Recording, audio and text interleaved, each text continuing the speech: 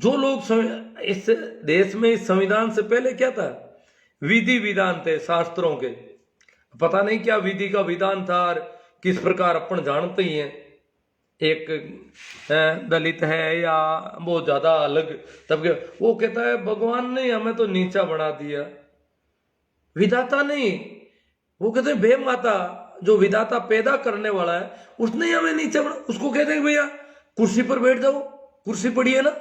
वो कहते कुर्सी पर बैठने से तो बड़ा होऊंगा नहीं, अब भगवान ने ही मुझे नीचा बना दिया तो कुर्सी पर बैठ करके ऊंचा कैसे होऊंगा मैं कुर्सी पर अगर बैठ भी गया तो ऊंचा नहीं हो सकता, क्योंकि उस भगवान ने मुझे नीचा ही बना दिया, नीची जाति में जन्म दे दिया।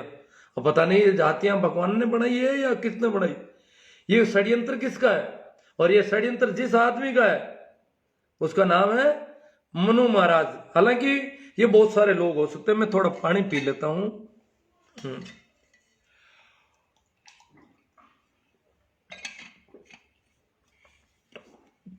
तो जो मनु महाराज है वो कोई एक आदमी नहीं है अगर देखा जाए, क्योंकि हमारे शास्त्र सारे श्रुति पर आधारित है, सुन सुन करके आगे उनको चलाया गया है। तो एक आदमी ने कुछ बातें लिखी होगी, दूसरे ने कुछ और बोला होगा, तीसरे ने और फिर वो संस्कृत के छंद थे और उसे दोहराते गए ये चलता रहा। तो मनु नाम के बहुत सारे लोग हो गए होंगे जिन्होंने ये अलग अलग लिखते गए। तो उसको कहते हैं मनु स्मृति। ये याद के आधार पर था, श्रुति थी, सुना था, याद रखा, फिर वो बोला, फिर आगे से आगे बोलते गए, याद रखते गए। तो मनु स्मृति जो है जिन लोगों ने लिखी, और उनमें एक मनु नाम का कोई व्यक्ति माना गया है, उसका कोई शरीर भी माना है। शरीर तो सबके बन गए, आप जानते हैं, रामचंद्र का बन गया बिना दाढ़ी मूंछ का, धनुष तीर कमान लिए हुए, इनके सबके बना दिए। किसी के कैसे, किसी के वो चित्र जो राजा रवि वर्मा ने बनाए थे, वो सारे चित्र लगभग उन देवताओं को माने जाते हैं कि ये ऐसे ही उनके चेहरे मोरे होंगे। तो उसमें एक मनु महाराज की मूर्ति इस देश के राजस्थान राज्य के जयपुर के जो हाईकोर्ट की पीठ है, जयपुर पीठ, वहां पर वो मूर्ति स्थापित कर दी गई मनु महाराज की। बहुत सारे लोग प्रयास कर रहे हैं कि वो मूर्ति वहां से हटनी चाहिए, क्योंकि मनु का विधि विधान बहुत ही ऊंच नीच वाला था, भेदभाव वाला था और बिल्कुल अलग ढंग का था। और अभी तक वैसे तो वो लागू है इस देश में, अभी वही चल रहा है। ये संविधान तो सिर्फ एक कागजी दस्तावेज मात्र है, एक तरह से देखा जाए। इसकी तो शपथ ले लेते हैं, वो संविधान की शपथ लेकर के और फिर वही उसे चलाते रहते हैं। तो मनु महाराज की मूर्ति का स्थापित होना बहुत बड़ा कलंक है। जो न्यायपालिका, संविधान की व्याख्या करने वाले लोग उसमें बैठते हैं और वहां पर इस संविधान के विरोधी व्यक्ति को, संविधान का मुख्य जो मूल अधिकार है समानता का अधिकार, वो समानता की बात नहीं करना चाहता, उसकी मूर्ति वहां रहती है। अभी 2-3 साल पहले कुछ महिलाओं ने दक्षिण भारत से आई थी और उन्होंने कालिक भी पोत दी थी उस मूर्ति पर, परंतु अभी तक उसको हटाया नहीं जा सका है। वो हटाई जानी चाहिए कायदे से। अगर देखा जाए तो क्यों मनु महाराज कोई आदर्श नहीं हो सकते। अब कुछ लोग कहते हैं, आज बयान दे देते हैं संवैधानिक पदों पर बैठे हुए लोग कि मनु स्मृति को लागू करेंगे इस देश में। अब मनु स्मृति को लागू करेंगे तो ये तो बहुत ही बुरी बात होगी। फिर स्त्रियों का क्या होगा इस देश की, फिर जातियों में जो पिछड़े तबके हैं उनका क्या होगा। क्या उनको वापस पशुओं की जैसी जिंदगी में ले जाना चाहते हैं? क्या उनको मनुष्य का दर्जा देना नहीं है? फिर यहाँ की स्त्रियां और ये सारे गुलाम बन जाएंगे पूरे के पूरे। मनुस्मृति तो ऐसा ही कहती है। तो अब कुछ लोग गणतंत्र दिवस को काला दिवस मनाते हैं, हिंदुवादी संगठन विशेष रूप से। कोई नाराज हो तो भले ही हो, क्योंकि मैंने उनके वीडियो देखे हैं, उनके अखबारों में आती है गणतंत्र दिवस के काले झंडे लहराते हैं, काला दिवस 26 जनवरी। जिस दिन ये देश में संविधान लागू हुआ इस देश में ये जो संविधान लागू हुआ, इस दिन को काला दिवस मनाना, संविधान को अपमान करने वाले व्यक्ति की नागरिकता जा सकती है देश में, परंतु यहां संविधान को लोग जला देते हैं। दिल्ली में, दिल्ली के राजपथ पर संविधान जलाया जाता है, उन पर कोई मुकदमा नहीं होता, उनको कोई कुछ कहने वाला नहीं, उसके पीछे से किसकी है। तो काफी कई बातें हैं ऐसी। तो संविधान को जला दिया जाता है। तो एक केंद्रीय मंत्री है अनंत कुमार हेगड़े, उनका बयान आया था अखबारों में पूरी तरह से ढंग से। उन्होंने कहा कि हम संविधान बदलने आए हैं, हम संविधान को बदलने आए हैं। इसका मतलब ये संविधान पसंद नहीं है। और कई लोग तो कहते हैं मनुस्मृति लागू करेंगे, और फिर साक्षी महाराज वगैरह वो लोग तो क्या क्या कहते हैं, आप सुनते ही होंगे। तो ये कुछ एक बातें मैं आज, इतनी पर्याप्त ही है वैसे देखा जाए। थोड़ी सी बात और कर लेते हैं।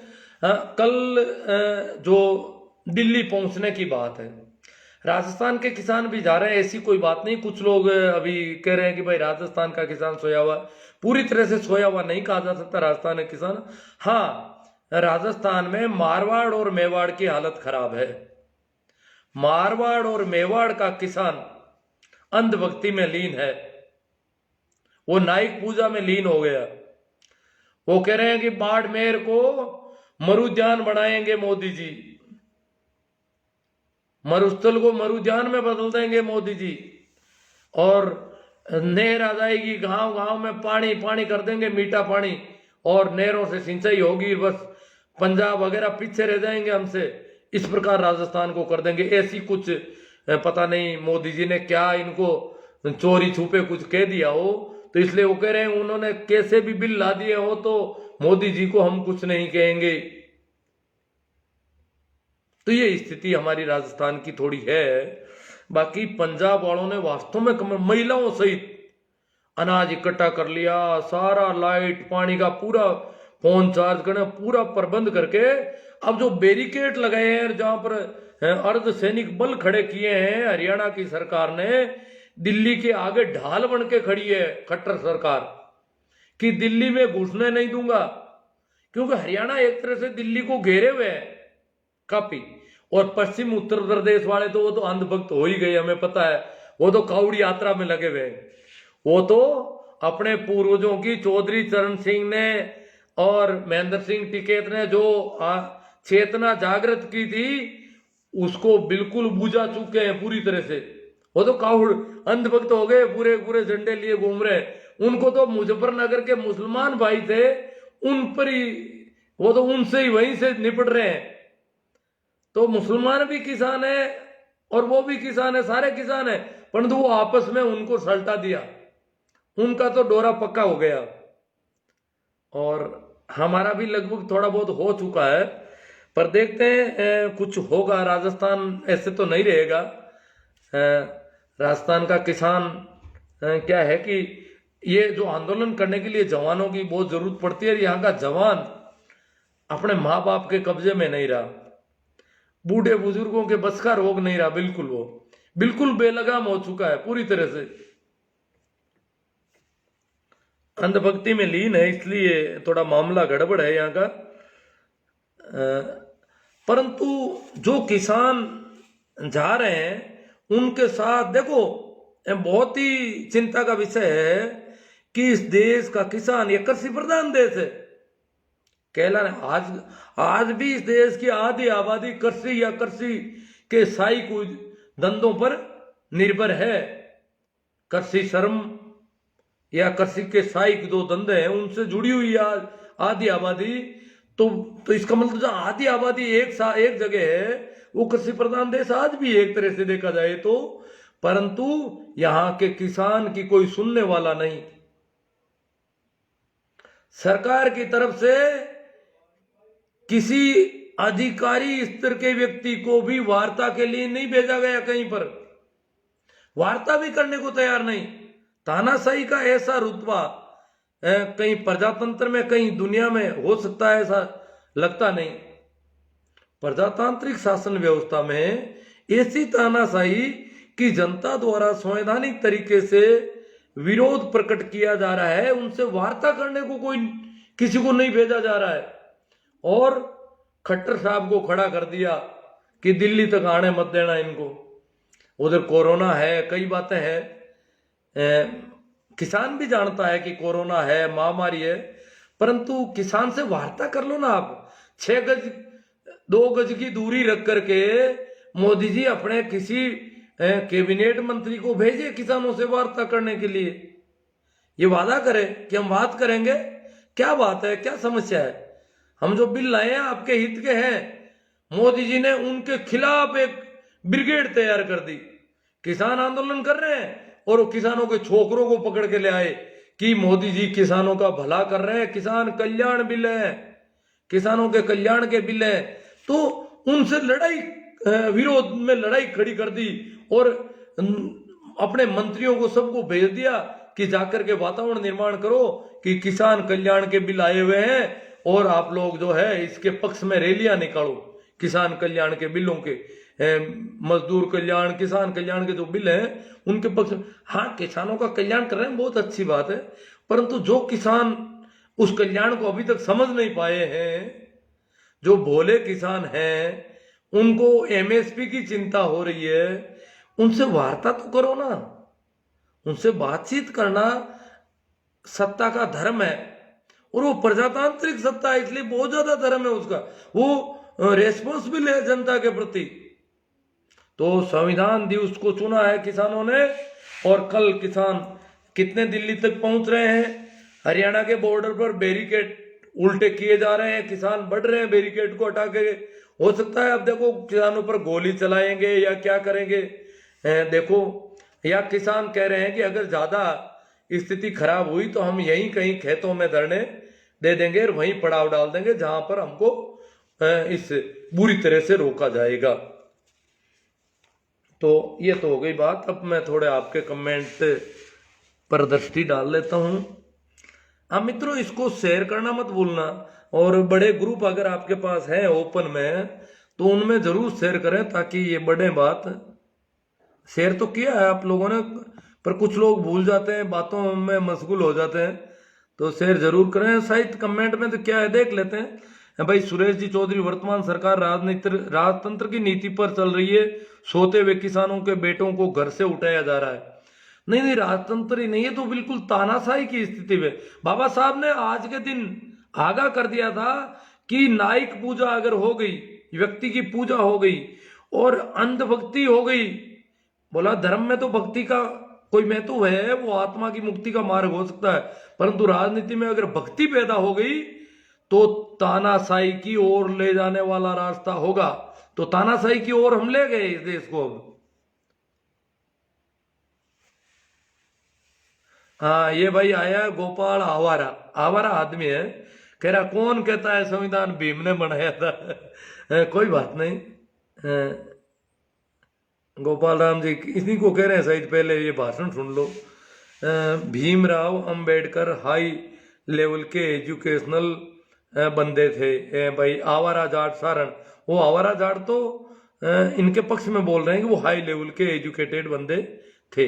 हाँ, बहुत अच्छे पढ़े लिखे लोग थे, अच्छे पढ़े लिखे व्यक्ति थे। अशोक कुमार जी, जय भीम कहते हैं, कहने और लिखने का उन्हीं को अधिकार है जो उनके द्वारा दिए गए संदेश को अपने जीवन में उतारने की कोशिश करता हो, अन्यथा ना लिखें तो ही अच्छा रहेगा। अशोक कुमार जी, ये जो जय भीम करते हैं ना, उनको आगाह कर रहे हैं, भैया तुम ये होठों से जय भीम कर रहे हो सिर्फ, इसलिए तुम्हें कोई हक नहीं है जय भीम, एक तरह से लड़ने वालों की तरह जय भीम कर रहे हो। भीम सेना बना ली, ये सेनाएं इस देश में बहुत बन गई पहले भी।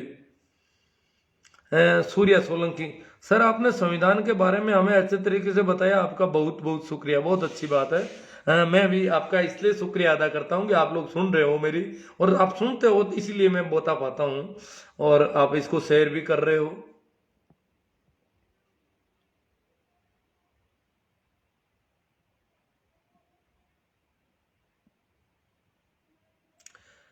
कोई ऐसी कोई बातचीत मुझे लग नहीं रहा है कि कोई करनी होगी, और मैं कोई ज्यादा जानता भी नहीं हूँ, क्या करूंगा बात। मैं तो ये लिख के लाता हूँ थोड़ा बहुत और वो बोल देता हूँ यहाँ आके, छेला तांडी आदेश के राय बहादुरों की सरकार है जिनकी कभी भी लोकतंत्र में आस्था नहीं रही।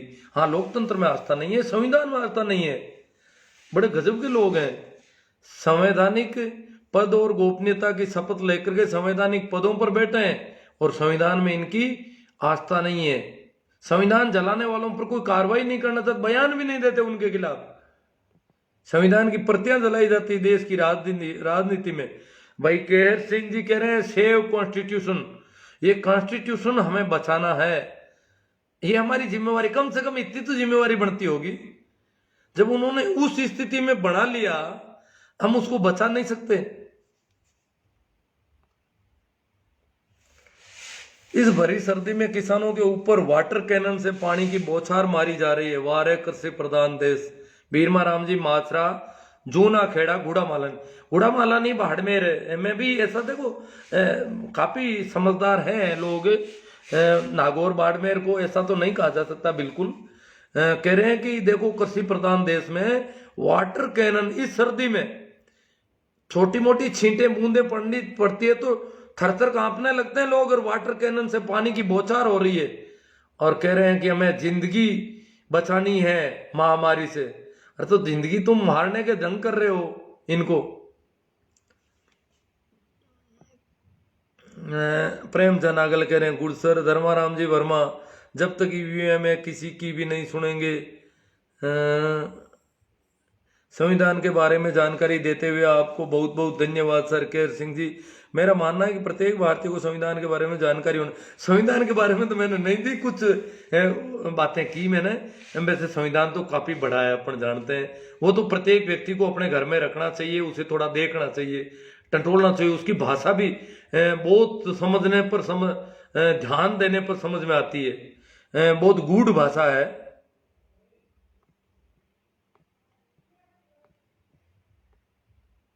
राजस्थान में तो विद्यालयों में संविधान की प्रस्तावना का पठन करने का शिक्षा मंत्री ने ऐलान कर रखा था। ये इस बार तो कोरोना, पिछली साल पूरी साल बच्चों को संविधान की प्रस्तावना का रोजाना पाठ करने की नसीहत थी। गुरुजी आप ही समाज को सुधार सकते हैं हो, प्रणाम। भाई नमो बुद्धाय कह रहे हैं आप ही सुधार सकते हो समाज को।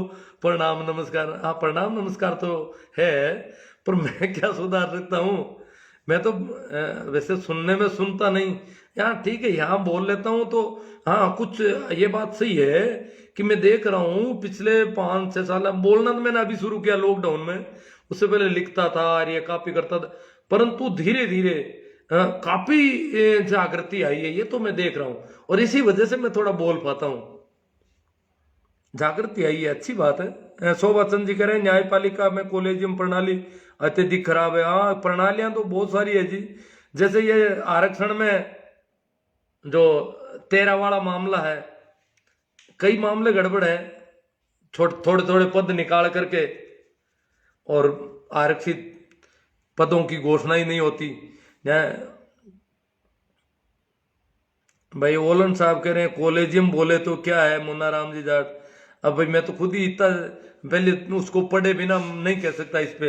हाँ, देव मेरा जी कहाँ से हो गुरुजी? हाँ देव मेरा जी, मैं तो नागौर से हूँ। नागौर के पड़ोस में ही मेरा गांव है और नागौर जोधपुर के बीच समझ लो, नागौर जोधपुर हाईवे पर ब्रिजवाल हटाई जावे ये गुरुजी। हाँ, मनु बाबा की मूर्ति जो है वो वहां से हटाई चाहिए। हाँ, मनु स्मृति को बाबा साहब ने जलाया था 25 दिसंबर को। मनु स्मृति से मतलब वर्ण व्यवस्था, मनुष्य के शरीर के अनुरूप ही समाज का बंटवारा किया गया। वो किया गया, वो तो जरूर हटना चाहिए। हाँ ठीक है सर जी, मनु ही समाज के लिए कलंक है। भाई राकेश जी खोकर क्या करें? किसान पुत्रों, देखो राकेश जी खोकर कोई बात लाए हैं, थोड़ी बहुत इनकी बात पढ़ सकूं तो देख लूं मैं। हमारे बाप दादाओं को खालिस्तानी घोषित करने को गोदी मीडिया काम पर लग गया। हाँ, बहुत अच्छा कमेंट है, प्रेमा राम जी की पोस्ट थी। खालिस्तानी घोषित कर रहा है मीडिया आज के खालिस्तान प्रेरित है किसान, के देखो देश का किसान अन्नदाता उल्टे मार्ग पर चल रहा है, मोदी जी के खिलाफ आंदोलन कर रहा है, ये खालिस्तानी है। अब किसानों की मांग ये नहीं है कि भाई हम कोई अलग से खालिस्तान मांग रहे हैं, परंतु देखो इन्होंने रंग दिया है। ये मीडिया में आ रहा है, आज टीवी चैनल वाले ये धंधा कर रहे हैं, हमको खलनायक के रूप में प्रस्तुत किया जा रहा है किसानों को। तब प्रेमाराम जी को लिखना पड़ा, और प्रेमाराम जी की पोस्ट तो अपन जानते ही हैं, सैकड़ों लोग उसको शेयर करते हैं, और उन्होंने काफी, वो बहुत अच्छा लेखन है उनका, और उनके फॉलोवर्स भी बहुत ज्यादा तादाद में, इसलिए वो बहुत ज्यादा शेयर होती है उनकी पोस्ट। उन्होंने मुझसे कहा कि आपकी पोस्टों पर बहुत कम लाइक होते हैं, बहुत कम कमेंट होते हैं। मैंने कहा लोगों की मर्जी है, जैसा है, मेरे इतने फॉलोवर नहीं है, या जो लोग हैं वो ज्यादातर निष्क्रिय होंगे न, उनकी पोस्ट वास्तव में बहुत ज्यादा फैलती है, फिर उनकी भाषा भी है। तो उन्होंने कहा कि प्रेमाराम जी ने कहा जहां भी हो किसानों का समर्थन करो, हमारे पास मुख्य धारा का मीडिया नहीं, इसलिए सोशल मीडिया हर मंच पर लिखो और सवाल खड़े करो। ये सोशल मीडिया, जब मैंने भी कुछ बातें किसानों को समर्थन बोली तो इसको अपन शेयर करें। तो हम भाई, हम देखो सब लोग तो प्रेमाराम जी की तरह लिख नहीं सकते, और सब लोग मेरी तरह बोलेंगे तो फिर सुनने वाले भी खड़े नहीं होंगे, इसलिए शेयर करना तो हमारे बस का होता ही। सोशल मीडिया हमारा, जुंकरबर्ग ने जो फेसबुक, हम अभी तक ज्यादातर फेसबुक पर कर रहे हैं काम, कुछ यूट्यूब चैनल पर भी चल रहा है, यूट्यूब भी, कुछ लोग ट्विटर पर, मैं तो ट्विटर पर बिल्कुल अभी नहीं के बराबर हूँ। यूट्यूब चैनल मैंने काफी जमा लिया मेरा, आज ये लॉकडाउन के बाद में शुरू किया था, लॉकडाउन की वजह से। तो आंदोलन को तोड़ने के लिए सरकार प्रेरित मीडिया हमारे देश के अन्नदाता को खालिस्तानी घोषित कर रहा है। किसान शांतिपूर्ण आंदोलन कर रहे हैं, संवैधानिक तरीके से कर रहे हैं, परंतु वो कह रहे हैं कि कोरोना हो जाएगा। किसान देश के दुश्मनों के साथ व्यवहार कर रहे हैं। इनकी बहुत बड़ी बड़ी रैलियां, उनसे कोरोना नहीं होता। अभी भी वो जो बड़े वाले हैं, बड़े स्वामी, क्या नाम है उनका, अमित शाह जी, वो वहां पश्चिम बंगाल में बहुत बड़ी बड़ी रैलियां कर रहे हैं। मुंह में मुंह डाले हुए लोग हैं, कोई कोरोना, 2 गज की दूरी, कुछ नहीं, वहां कुछ नहीं। और किसानों को मीडिया ने आड़े हाथों लेना शुरू कर दिया। चुनाव हो रहे हैं, जगह जगह हो गए, उपचुनाव हो गए, कोई दिक्कत नहीं, पर जो हक हकूक को बचाने के लिए इकट्ठे हो रहे हैं, उस पर सरकारी भांड बोल रहे हैं कि कोरोना फैल जाएगा। मीडिया को प्रेमाराम जी कह रहे हैं सरकारी भांड है। भांड तो देखा होगा कभी, पहले भांड आते थे, गांवों में भी आ जाते थे, जो बिल्कुल अलग तरह से बोलते थे।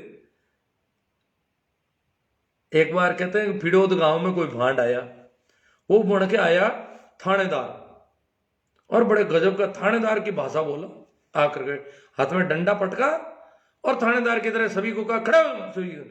गांव के लोग गांव के चौपालों में बैठे थे, मौजूद आदमी थे, बातचीत कर रहे थे, चलो थाने चलो। और लोग डर गए और थाने रवाना हो गए उसके साथ। उसने पता नहीं क्या क्या बोला वो थानेदार की भाषा में, और ऐसा उसने ढंग रखा कि सरासर लोग खड़े हो गए और उसके साथ रवाना हो गए। बाप जी, अब वो भांड भी फंस गया कि मैं तो भांड हूं, मैं कोई थानेदार थोड़े, पर लोग डर गए पूरी तरह से। अब करूं क्या? तो थोड़ा तो वो चला, तो वो लोग तो वैसे ही चल रहे हैं जैसे अपराधी हो। फिर उसने कहा बाप जी मैं भांड हूं। तो फिर गांव वालों ने कहा मारो इसको। तो फिर उनमें से कुछ समझदार लोग, उन्होंने कहा भाई मारो, तब तो पहले मारना था, अब क्यों मार रहे हो? पहले ये तो भांड है, इसका तो स्वांग करने का, बोलने की कला है इसकी। तो जो बोलने की कला, जो सरकारी भांड है, जो मीडिया है, वो आज किसानों को कोरोना फैलने का आरोप किसानों पर लगा रहा है, जो अपने हकों की मांग कर रहा है। हक है किसान का, उसको मिलनी चाहिए एमएसपी।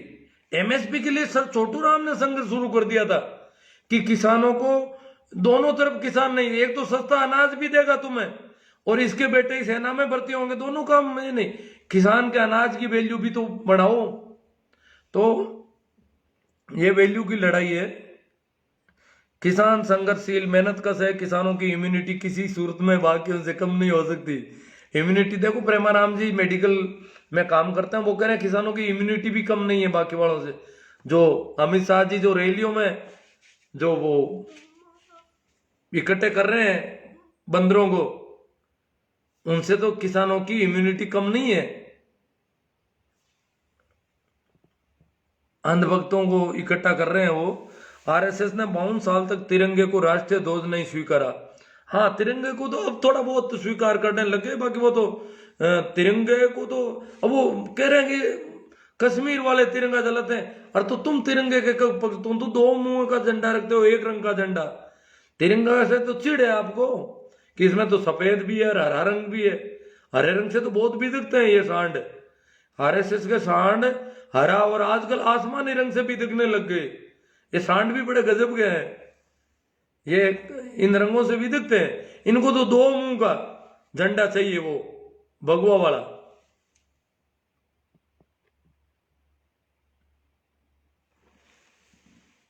हनुमान राम जी डेडर कह रहे हैं कि सर बाड़मेर से हूं, मैं इस बिल का पुरजोर विरोधी हूं। चलो हम विरोधी तो हैं, हमारे यहाँ कोई संगठन नहीं है ऐसा जो हमको लेके चले उधर। ऐसा संगठन है नहीं। शेखावाटी वाले और वो लोग कर रहे हैं काफी मेहनत। हमारे यहाँ जो भी संगठन है वो अभी मोदी जी की गोदी में बैठे हैं।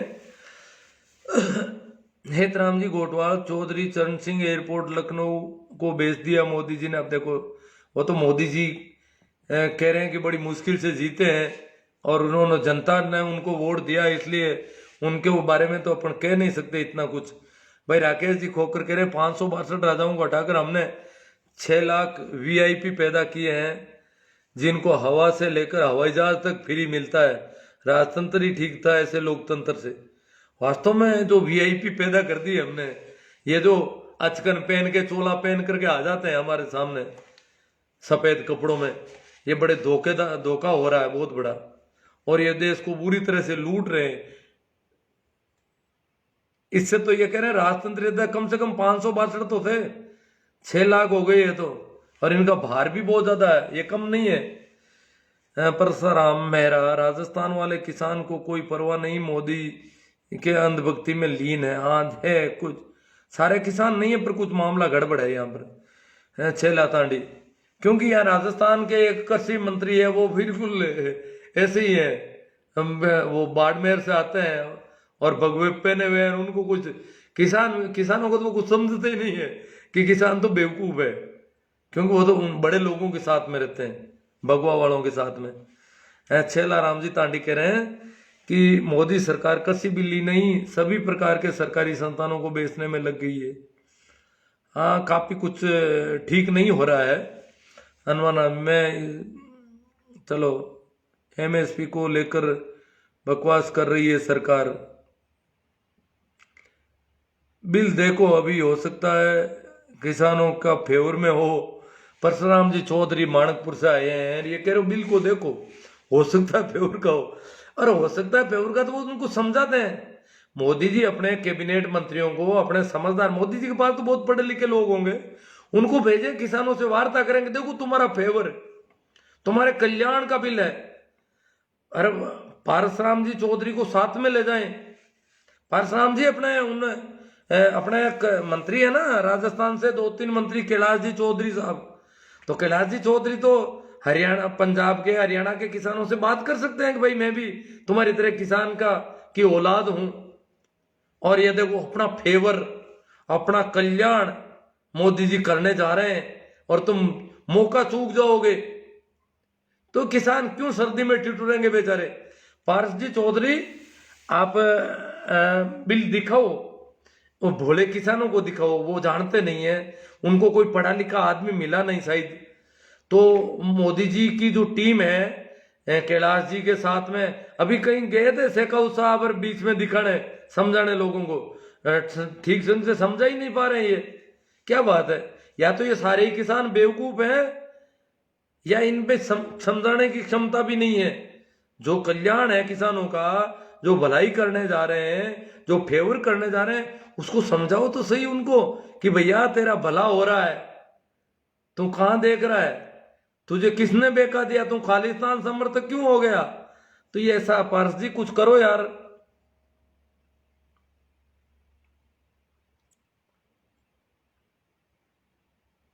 सगाराम जी बोलिया और देवो थारे कुणका ने वोट सगाराम जी बोलिया कह रहे और देवो थारे कुणका ने वोट। हाल तो पानी की बौछार हुई कि आंसू गैस बंदूक की गोली मार दी जाएगी। हाँ लगता तो ऐसा ही है, कर तो सकते हैं ये, क्योंकि इनको तो बात वार्ता तो करनी नहीं है। संवैधानिक तरीकों में अभी इनका भरोसा नहीं है। जो हमारी सत्ता जिन लोगों के पास, देखो एक जमाना था, कांग्रेस चाहे कितनी भी बुरी होगी, परंतु 5 कैबिनेट मंत्रियों के साथ 5 अन्ना के आंदोलन के लोगों से 10 आदमियों ने मिल बैठ करके मसौदा तैयार किया एक बिल का। तो कैबिनेट मंत्रियों के बराबर आंदोलनकारियों को 5 कैबिनेट सरकार पूरी एक तरह से आ गई और उन 5 लोगों के साथ बैठ करके वो वार्ता करने को तैयार थी, मसौदा तैयार कर रही थी। इस कंडीशन में सरकार आगे थी। ये है तरीका। तो यहां तो कौन, किसानों को तो कैबिनेट मंत्रियों के बराबर कौन लाके खड़ा करे। शोभा चंद जी कह रहे हम जब बेरोजगारों को एक होना चाहिए।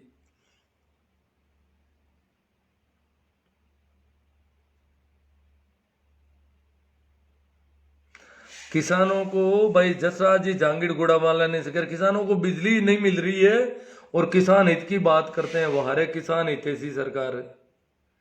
मार्गदर्शक को प्रणाम है, केएल सारण राव आगे 15-20 दिन में आपसे मिलने का प्रोग्राम बना रहा हूं, आने का रूट कौन सा है गुरुदेव अब मुझे तो अब पता नहीं कि आपकी लोकेशन क्या है। मेरा तो रूट, मैं तो लोकेशन भेज दूंगा यहाँ पर मेरी वर्तमान जो लोकेशन है जहां मैं बैठा हूं, ये लोकेशन मैं गूगल मैप की भेज दूंगा तो रूट आपके सामने हो जाएगा पूरा का पूरा। अब आपकी लोकेशन मुझे पता नहीं तो मैं रूट कैसे बताऊं, आप आओगे किधर से, कौन सा रास्ता है। मेरा घर नागौर जोधपुर नेशनल हाईवे पर है, नागौर से 24 किलोमीटर। और नागौर से निकलते ही पहला गांव आता है खरनाल तेजा जी का और दूसरा गांव है मेरा।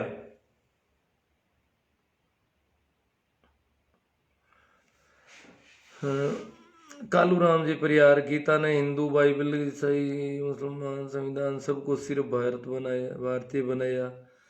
महेंद्र जी डुकिया कोटन, सामाजिक सुधार की अच्छी पहल के लिए समाज आपका हमेशा आभारी रहेगा। गुरु जी बहुत अच्छी बात है, डुकिया जी गोटन से डुकियों की ढाणी। हाँ ठीक है सब। युवाओं को विशेष तौर पर ध्यान देना चाहिए। पप्पू राम जी पवार अपना संदेश दे रहे हैं कि जो अपन बातें कर रहे हैं इन पे ध्यान दें। कॉलेजियम यानी भाई भतीजे फूफा साजीजा साला ससुर आदि को मिलकर आपस में जज बनाते हैं और बनते हैं, ये इनका कॉलेजियम सिस्टम है। शोभा चंद जी ने उनकी बात का जवाब दे दिया। अशोक कुमार जी, इंदिरा गांधी जैसी हालत होगी इस तानाशाही की। इंदिरा गांधी की तो हालत हो गई थी और वो रास्ते पर आ गई थी एकदम से।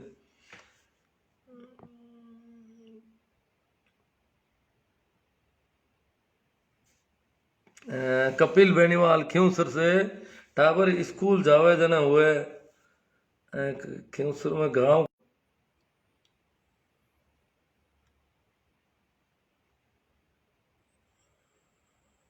प्रेमाराम जी, और आपकी पोस्ट से मैं बहुत ज़्यादा जागरूक हुआ हूँ, आपका धन्यवाद।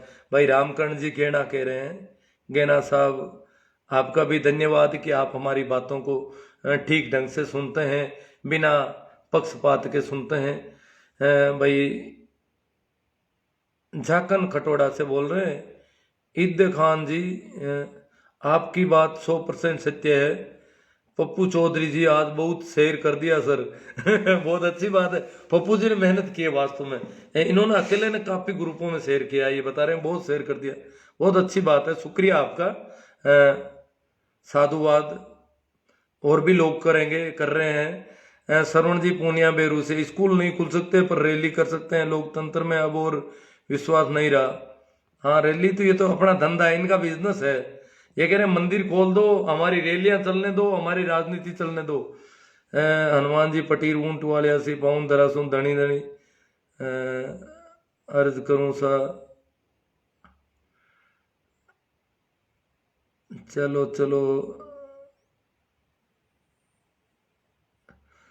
बाकी लोग तो भड़काऊ भाषण दे रहे हैं। वाणी ऐसी बोलिए मन का आपा खोल और उनको शीतल करे, कुल को शीतल हो, हनुमान जी सारण कह रहे हैं। भाई मैं भी सोच सकता है कुछ भड़काऊ बातें कर देता होगा। श्रवण जी पूनिया बेरा, स्कूलों में लगी पाबंदी पर कभी लाइव आओ सर। मैं तो आ गया पहले कभी कहा, अब ये स्कूलें खोलने की स्थिति में सरकारें नहीं है। अभी मामला थोड़ा ज्यादा गड़बड़ हो रहा है। सर्दियों में कोरोना जो है थोड़ा प्रभावी ज्यादा होगा, गले में रुकावट वगैरह का डर ज्यादा बढ़ेगा। इसलिए अब तो स्कूल खोलने की स्थिति नहीं रही। पहले ये शुरू करते 10वीं 12वीं की बड़ी क्लास होंगी, या कॉलेज भी शुरू नहीं कर पाए ये तो, अब नहीं कर पाएंगे। अब तो डर बहुत ज्यादा है, डर रहे थे, सरकारें डर रही थी कि शुरू करें और कल को फैल गया तो बड़ी मुश्किल में हो जाएगी और हमारी इमेज खराब हो जाएगी। रामकर्ण जी कहना, हमारी एजुकेशन और जरूरी है, बहुत अंतर है, एजुकेशन में बहुत अंतर है। अब कोरोना की वजह से ग्रामीण क्षेत्र की तो हालत खराब। आज कोई बच्ची आई थी, मैंने पूछा भैया तुमने व्हाट्सएप ग्रुप से जुड़े हो आप लोग क्या? मैं तो पता ही नहीं था। बहुत सारे बच्चे अभी व्हाट्सएप ग्रुप से नहीं जुड़े, और कुछ 30% बच्चे तो ऐसे हैं स्कूल में जिनके पास बड़ा फोन नहीं है वीडियो देखने के लिए, कोई संसाधन नहीं, टावर नहीं, कनेक्टिविटी नहीं। इस प्रकार के बहुत बड़ा मामला है। और शहरों के बच्चे तो बहुत अच्छी उनकी क्लास, रोज ऑनलाइन भी बहुत ढंग का काम हो रहा है, पर कर क्या सकते हैं अपन। नेमा राम जी शेरडिया जाट, मोदी जी भगवान है, गाली मत दो, आप बड़ी हो गई है। आप बताने में तो गाली तो नहीं दी होगी मोदी जी को। भाई नरेंद्र जी मेघवाल कह रहे हैं बीजेपी देश को बर्बाद। देखो राजनीतिक पार्टियां तो पूछो मत, इनका तो ये अपना भला नहीं कर सकती।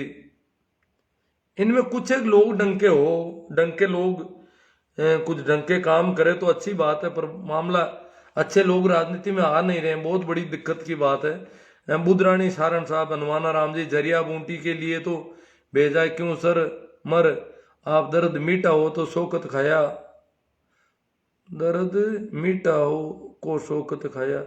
अब मैं समझ नहीं पाया यार, थोड़ा आगे चल रहा हूँ।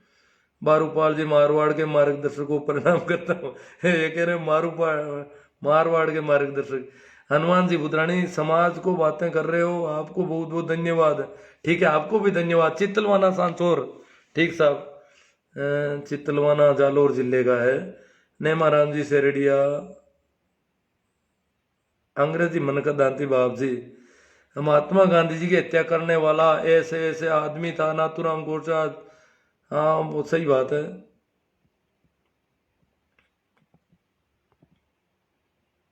डूंगर जी कर कह रहे हैं मैंने 20 ग्रुप में शेयर कर दिया, बहुत अच्छी बात है, साधुवाद, आभार आपका, तभी ये बढ़ रहा है।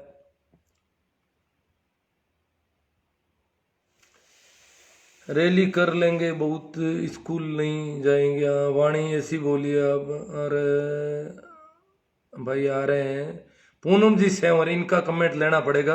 मोदी सरकार जिंदाबाद, ये इनका कमेंट है। फिर सोन जी गोयल आ रहे हैं बम्बोर दर्जियान से, जय श्री राम या सब।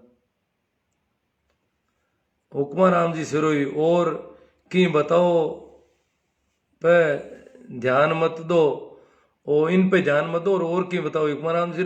और मैं काफी बोल रहा हूँ पहले, बहुत ही अच्छी बातें बोल रहा हूँ, आप इसको पीछे लेके सुनोगे, मैं अभी शेयर कर दूंगा इसको। मैं आपसे सहमत हूँ सा। चलो जो भी है, काफी बातें हो गई। हम सब कामगारों को एक होना चाहिए। कामगार मतलब वर्किंग मेंबर, इस देश का जो समाज, जो लोग मेहनत कश लोग हैं, काम करने वाले, पसीना बहाने वाले लोग हैं, उनके साथ यहाँ पर सदैव दोयम दर्जे का व्यवहार रहा। ये एक देश का ऐसी मानसिकता हो गई। यहाँ क्या क्या किया गया, यहाँ काम करने को अच्छा नहीं माना गया। जो बिना काम किए, बिना परिश्रम किए अगर किसी प्रकार से दूसरों का कमाया हुआ हड़प लेता है, चाहे वो धर्म के नाम पर, चाहे वो साहूकार ई के नाम पर, चाहे वो महाजनी के नाम पर, वो हड़प लेता, उसको भला आदमी, उसको श्रेष्ठ बताया गया। श्रेष्ठ महाजन जो मिलावट करते हैं उनको महाजन बताया गया। यहाँ पर देखो बड़े इसके देश के शब्दों को देखो। महाजन इस देश में उसको कहा जाता है जो मिलावट खोर है, जो कम तोलता है, जो मीटर मापता है तो 5 सेंटीमीटर कम हो जाता है उसमें। तो अपन सोचते हैं हमने 5 मीटर कपड़ा खरीद लिया और इससे हो जाएगा, वो तब तक 4.5 मीटर हो जाता है कपड़ा, हर मीटर में खा जाता है। वो साहूकार है, वो महाजन है, वो सेठ है, यानी श्रेष्ठ व्यक्ति।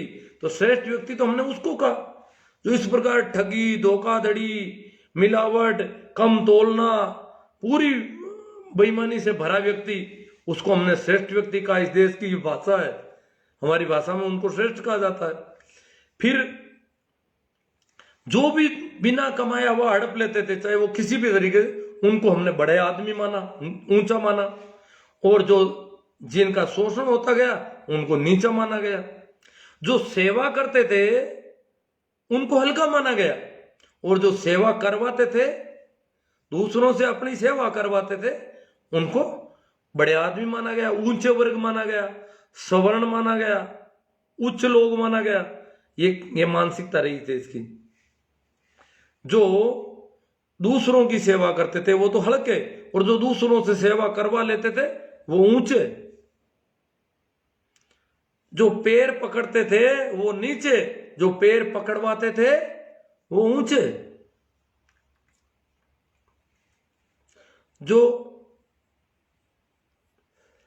साफ सफाई के धंधे करते थे, समाज में मरे हुए पशुओं को बस्ती से बाहर घसीट कर ले जाते थे, उनको नीचा। जो गंदी नालियों को साफ करते थे, सारी गंदगी को साफ करते थे, वो नीचे। गंदगी को चुन चुन करके साफ करते थे, वो नीचे। और जो गंदगी बिखेरते थे वो ऊंचे। ये हमारा उसूल रहा है, ये हमारी भाषा रही है। जय प्रजापति भारतीय कह रहे हैं, करीब करीब सभी बातों से सहमत हूं आपकी से सर। हम पिछले 7-8 महीनों से विद्यार्थियों को free of cost online quiz free of cost करवा रहे, बहुत अच्छी है, पर करें क्या, हमारे बच्चों के पास गाँव में सुविधा नहीं है। आप अपने लिंक देना सर, कहाँ एक दिया है आपने, तो इसमें आप बिल्कुल फ्री है, कोई भी बच्चा अप्लाई कर सकता है ना। ठीक है, मैं इसको प्रसारित करूंगा जितना हो सके। रात 8:30 से खुलेगा, जो कि 15 मिनट एक्टिव रहेगा कल ये लिंक। ठीक है, करेंगे प्रचार प्रसार, आपकी बात का करेंगे सर, बहुत अच्छी बात है। भाई ये मोहनगास से बोल रहे हैं पुखराज जी। जय प्रजापत जी कह रहे हैं कि हम करीब करीब सारी बातों से सहमत हूं मैं, और आपसे प्रभावित भी काफी हूं। पाखंड, भ्रष्टाचार और ढोंग पर काफी जोर की चोट कर रहे हैं आप। मैंने 10 लाख लोगों को ग्रुप में शेयर किया है, तथा आप सारी रात ऑनलाइन रहना पड़ेगा। मैंने बबीता ट्रांसपोर्ट नागौर से कह रहे हैं वो। ठीक साहब, मारवाड़ के मार्गदर्शक, चलो बार बार 20 ग्रुप में शेयर किया। अंबालाल जी डांगी, हाथ तो भारी है। गहना राम जी पुण्य करे, नशा चढ़ा है मोदी कैबिनेट को नया, चाहे पैसा का हो चाहे शराब का हो, पैसा हो जनता उतार देंगे। भाई प्रजापति जी गोटवाल ने 50 ग्रुपों में शेयर कर दिया। अध्यापक जी के बहुत अधिक प्रयास करने के बावजूद विद्यार्थी रुचि नहीं दिखाते, अगर दिखाते हैं तो नेट कनेक्टिविटी नहीं मिलती। हाँ, ये थोड़ी दिक्कत है। तो भी आप फ्री में कर रहे हो, ये अच्छी बात है। ये लिंक भेजेंगे, प्रयास करेंगे। हालांकि अभी हमारे बच्चों की कंडीशन बहुत खराब है, घर वाले भी कुछ उनको नहीं सिखा रहे हैं। काफी हम कह रहे हैं, प्रयास कर रहे हैं, वो तो अभी तो अपने फोन नंबर भी नहीं दे रहे हैं। अभी कुछ लड़कियां आई थी एक दिन स्कूल में फॉर्म भरने 10वीं 12वीं के, तो उनसे मैंने बात की तो वो बोली सर उसमें तो लड़कियों का अलग ग्रुप बना। मैंने कहा भाई हम लोगों ने जो ग्रुप बनाया है वो एडमिन मोड का ग्रुप है, उसमें सिर्फ स्कूल के टीचर ही कोई पोस्ट कर सकते हैं, लड़कों हो लड़की हो कोई दिक्कत नहीं है, इसलिए कोई भी जुड़ सकता है। आप इतनी क्यों डरी हुई हो? एडमिन मोड का ग्रुप है, उसमें आपका किसी का कोई पोस्ट नहीं आएगी। आप खामोखां डर के मारे सारी की सारी कोई ग्रुप में नहीं जुड़ रही हो। अगर आपके पास फोन है तो आपको जुड़ना चाहिए। तो स्वर्ण जी बारूपाल मारवाड़ के मार्गदर्शक से आपको सैल्यूट। ठीक ठीक है, चलो अब माफ करना भाइयों, मुझे कुछ कहना है। ठीक है, आपको कहना है तो मैं थोड़ा सुनने का प्रयास करूंगा, क्योंकि इन लोगों ने जो ग्रुप में शेयर किया है बहुत बड़ा का है। माफ करना, कोरोना या सरकारी कुनीतियां, क्या आपको नहीं लगता कि इंसान कोरोना से नहीं सरकारी कुनीतियों से परेशान है? शायद ये बात भी 20% लोगों को समझ नहीं आएगी, क्योंकि उन्होंने अपनी आंखों में तथा कानों पर पट्टी बांध रखी है। कोरोना को शायद आंखों देखकर और कानों से सुनकर पहचाना जाता है, शारीरिक कमजोरी या थकावट से नहीं। हाँ, तो इनका कम वक्तव्य बहुत अच्छा है, इसको देखना, ये काफी पोस्टों में आता है।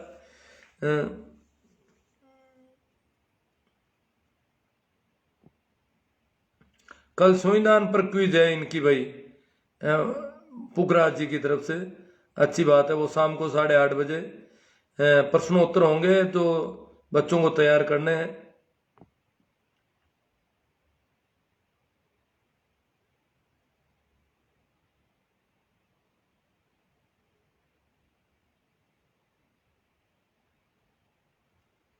चलो अब कमेंट देखो, काफी इधर उधर रहते रहेंगे। मैं देख रहा हूँ कि बीच में अभी कोई कमेंट आए थे, परंतु कहीं गायब हो जाते हैं ये। हाँ, कोई मित्र कर रहे हैं कि मोदी कैबिनेट में ओबीसी का मंत्री नहीं है। हाँ, कैबिनेट में पहली बार है कि भारत की कैबिनेट में आधी से ज्यादा आबादी को तवज्जो नहीं दी गई केंद्रीय कैबिनेट में। मैं आज पहली बार आपका लाइव देखकर इतना प्रभावित होंगे आपसे श्रीमान जी। आप तो आधुनिक युग के निर्माता हैं जी। वो श्रवण जी बारूपाल ज्यादा प्रभावित हो गए। कुछ बातें जम जाती है, कभी कभार ठीक हो जाती है, तो वो थोड़ा ज्यादा प्रभावित होना नहीं चाहिए। ठीक है, आपको अच्छी लगी आप शेयर करें बस।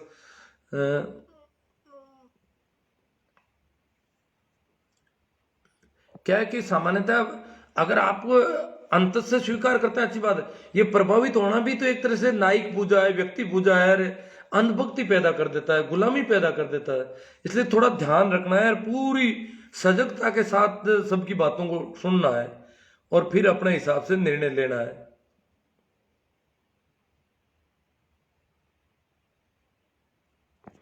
चलो, हाँ भाई, किसान कामगारों की और कोई शोभा चंद जी कह रहे हैं कि सर देखो, जो वर्किंग लोग हैं इस देश के, जो मेहनत करने वाले, जिनको शोषित कहा जा सकता है, पिछड़े कहा जा सकता है, उनके साथ बहुत ज्यादा सौतेला व्यवहार रहा। उनको आज भी जानवरों से कोई बहुत ऊंचा नहीं माना जाता। जैसे पहले तो बिल्कुल जानवरों की तरह, जैसे जानवर होते हैं जिनका दोहन करना चाहिए, दूध निकाल लो, और दूध निकालने के लिए उनको चारा भी देते हैं, जिंदा भी रखते हैं, तो वो दूध के लिए चारा दिया जा रहा है। तो हमें जो जिंदा रखा गया हजारों वर्षों तक, वो किस लिए रखा? उनको अपनी सेवा करवानी थी, इसलिए हमारे लिए थोड़ा बहुत दाना छोड़ देते थे कि इतने से दाने खाएंगे तो जिंदा रह जाएंगे, ताकि ये फिर खेती करेंगे, फिर पशुपालन करेंगे, ये सारे काम करते रहेंगे, पसीना बहाते रहेंगे, और इनकी हड्डियों से तो काम करेंगे ही करेंगे, और इन हड्डियों को थोड़ा गीला रखते गए ताकि ये काम करते रहेंगे। तो हमें जो भी चारा अब तक हमारे पूर्वजों को, जिन वर्गों को दिया गया, किसानों को, पशुपालकों को, श्रमिकों को, आदिवासियों को, जो खाने दिया गया, थोड़ा बहुत जो जीवित रखा गया, वो उन्होंने अपने हित के लिए, जैसे हम पालतू पशु को रखते हैं ना, जब जब जो चारा दूध देने लग जाते हैं तो चारा और थोड़ा बढ़ा देते हैं, मात्रा बढ़ा देते हैं। तो हमारे साथ भी ये था कि जब तुम काम करो तो हम तुम्हें थोड़ा ठीक देंगे, इस प्रकार हमें जिंदा रखा। इसी प्रकार दूसरे जानवर होते हैं, माल ढुलाई का काम करते हैं या हल खींचने का काम करते हैं। पशु दो तरह के थे, एक तो दोहन करना, एक माल ढुलाई। तो हमें वैसे ही लगभग माना गया हजारों वर्षों तक। उपयोग की वस्तु हमें मनुष्य का दर्जा मानसिक रूप से इन्होंने नहीं दिया था, अन्यथा इतना सौतेला व्यवहार कभी नहीं होता किसी व्यक्ति के साथ।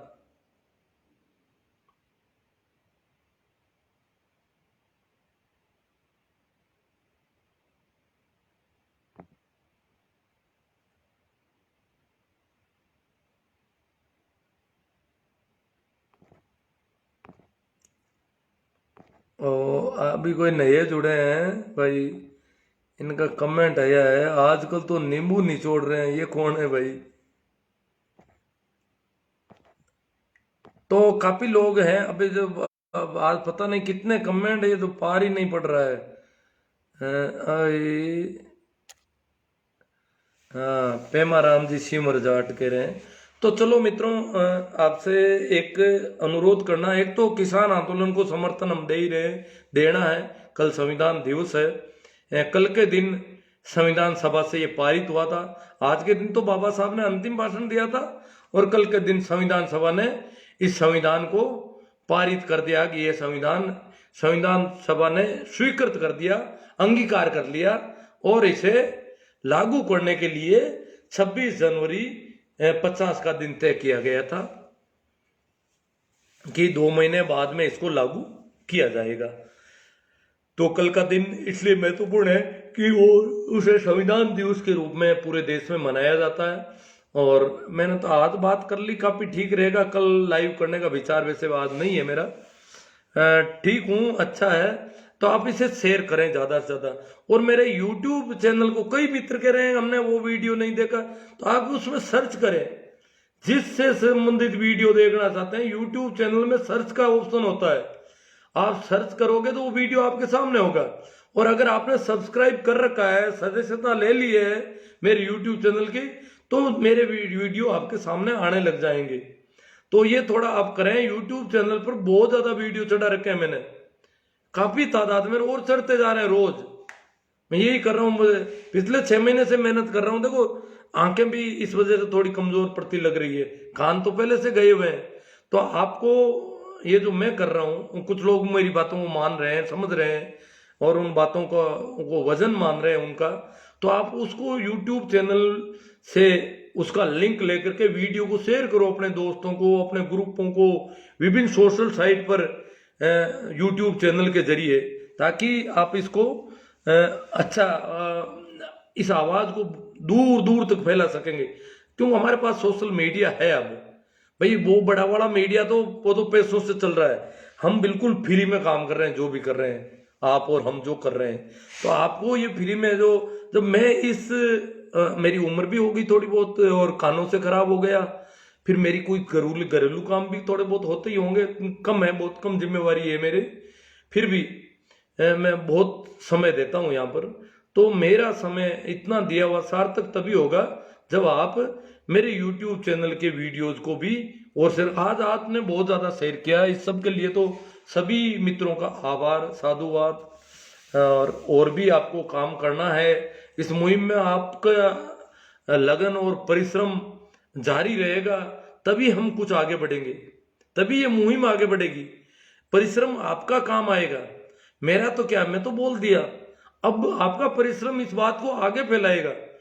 अलग अलग सब में ग्रुप है, मैसेंजर में ग्रुप है, व्हाट्सएप में है, फेसबुक में है, और बहुत सारे और जो लोग काम ले रहे हैं, कई टेलीग्राम वगैरह जो भी है।